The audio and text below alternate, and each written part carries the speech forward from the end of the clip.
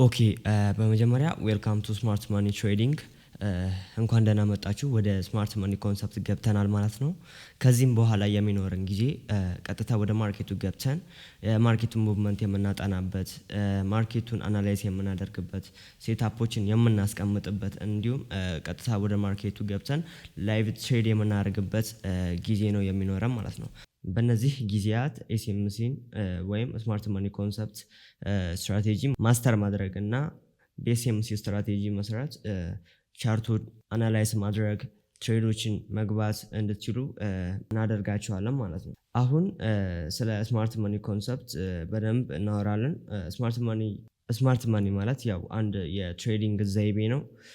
ከትላልቅ ኢንስቲትዩሽኖች ወይም ከትላልቅ ባንኮች ጋር እኛም የራሳችንን ተሳትፎ የምናደርግበት ኦፖርቹኒቲ ነው ማለት ነው። አሁን ደግሞ እኔ የማስተምራችሁ በኤስኤምሲ ስትራቴጂ ማለትም በስማርት ማኒ ኮንሰፕትን ተጠቅመን እንዴት ማርኬቱን አንደርስታንድ እንደምናደርገው እንደምንረዳው ወይም አይዴንቲፋይ እንደምናደርገው እናያለን። ስፔሲፊክ የሆኑ የማርኬቱን ጸባይ እንዴት እንደምንረዳ እና አንዳንድ ማርኬቱ ላይ ትላልቅ ጥያቄ የሚፈጥሩት ቶፒኮችን የምናይበት ይሆናል ማለት ነው በዚህኛው የትምህርት አካሄድ እና አሁን የምናየው ኤስኤምቲ ወይም ስማርት ማኒ ትሬዲንግ ጀስት የሚያሳየን ምንድነው?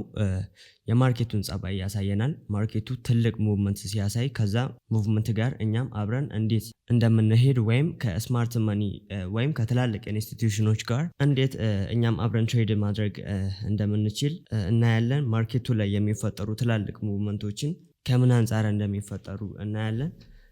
እና ያው በቀላሉ ኤስኤምሲ ማለትም ስማርት ማኒ ኮንሰፕት እኛም ከባንኮች ጋር አብረን ነው ትሬድ የምናደርገው ማለት ነው። ይሄ ማለት ምንም ሳያታልሉን ከባንኮች ጋር አብረን ነው ፕሮፊት የምናገኘው ማለት ነው። እነዚህ ትላልቅ የባንክ ሜከሮች ማለትም ኢንስቲትዩሽኖች ሪቴል ትሬደሮችን ሳፖርት እና ሬዚስታንስ ሊሆን ይችላል።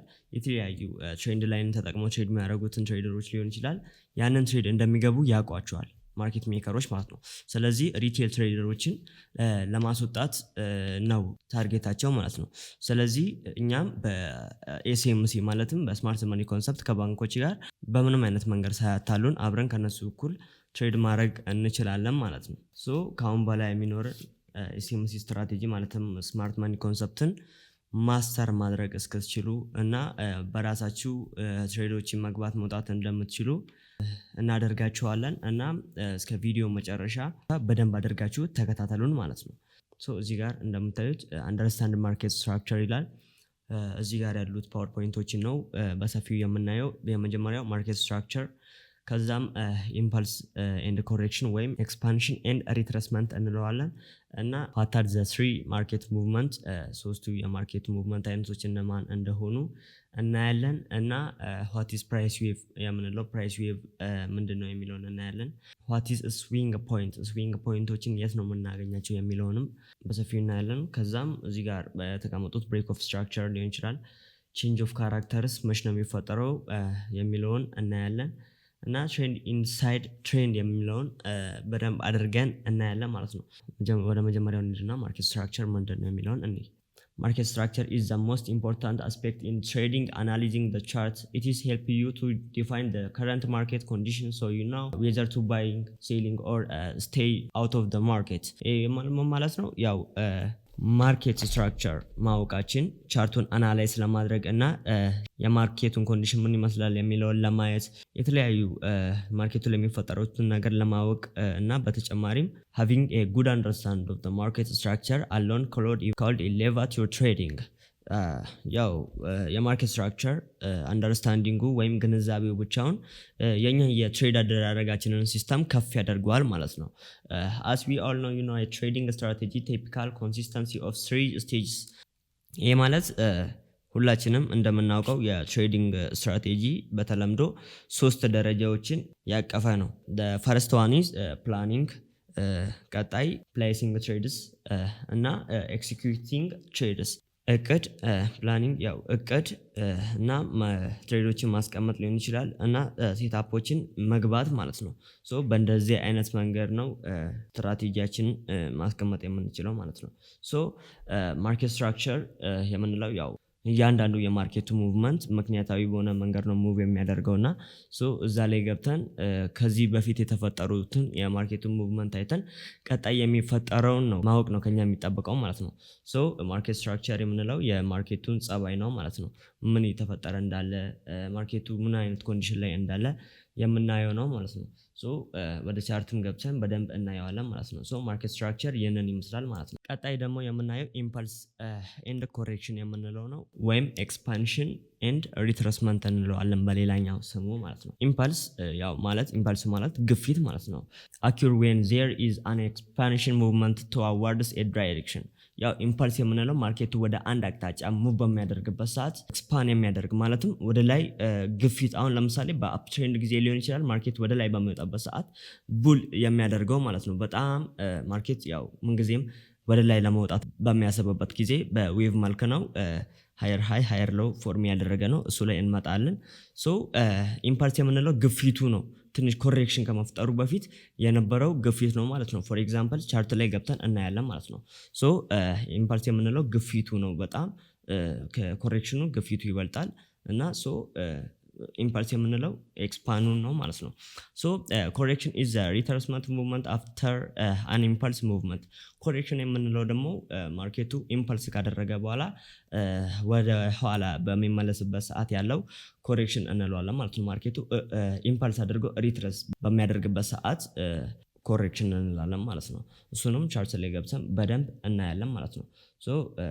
ወደ ቻርት ገብተን እዚህ ጋር እንደምታዩት ማርኬት doesn't move in a straight line, instead market movement in higher high and a higher low, in uptrend and lower high and lower low, in downtrend ማለት ነው። it is create impulse and correction ወይም ኤክስፓንሽን ኤንድ ሪትረስመንት ማለት ፎር ኤግዛምፕል እዚህ ጋር ማየት እንችላለን።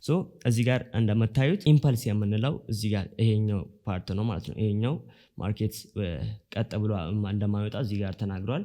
ማርኬት ዳዝንት ሙቭ ኢን ስትሪንግዝ ላይን፣ ቀጥ ብሎ አይወጣ ማርኬት። እሱን በሰፊው ያሳያቸዋለሁ ፕራይስ ዌቭ ላይ።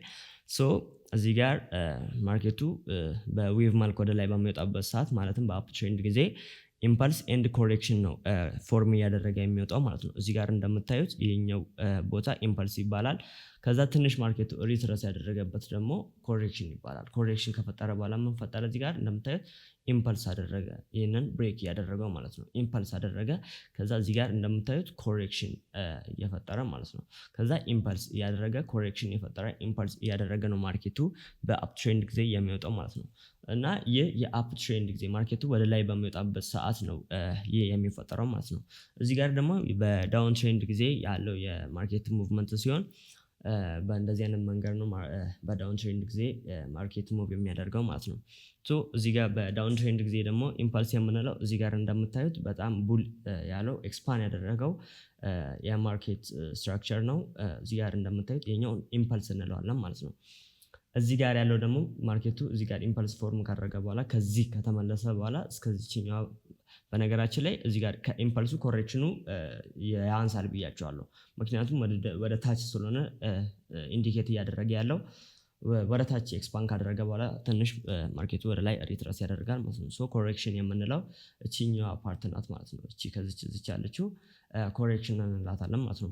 ማርኬቱ እዚህ ጋር ኢምፐልስ ከማድረጉ በፊት ማለት ነው። ስለዚህ ኢምፐልስ የምንለው ገንድ ደግሞ እዚህ ጋር እንደምታዩት ይህንን ይመስላል ማለት ነው። እዚህ ጋር ኢምፐልስ ካደረገ በኋላ ምን ፎርም አደረገ? እዚህ ጋር ኮሬክሽን፣ ከዛ ኢምፐልስ፣ ከዛ ኮሬክሽን፣ ከዛ ኢምፐልስ እያደረገ ነው ማርኬት ሙቭ የሚያደርገው ማለት ነው። በእነዚህ በሁለቱ በአፕ ትሬንድ እና በዳውን ትሬንድ ጊዜ ብቻ ነው እነዚህ የሚፈጠሩት ማለት ነው። አሁን ሬንጂንግ ማርኬት የምንለው ወደ እሱ በሰፊው እንመጣለን። በሬንጂንግ ማርኬት ጊዜ ምንም አይነት ኢምፓልስ ኤንድ ኮሬክሽን ፎርም አያደርግም ማለት ነው። ምክንያቱም ማርኬቱ የሆነ አቅጣጫ ሲይዝ ወይ አፕ ትሬንድ ሊሆን ይችላል ወይ ዳውን ትሬንድ ሊሆን ይችላል። ከሁለቱ አንደኛውን አቅጣጫ በሚይዝበት ሰዓት ነው ኢምፓልስ ኤንድ ኮሬክሽን ፎርም ያደረገ የሚመጣው ማለት ነው ማርኬቱ።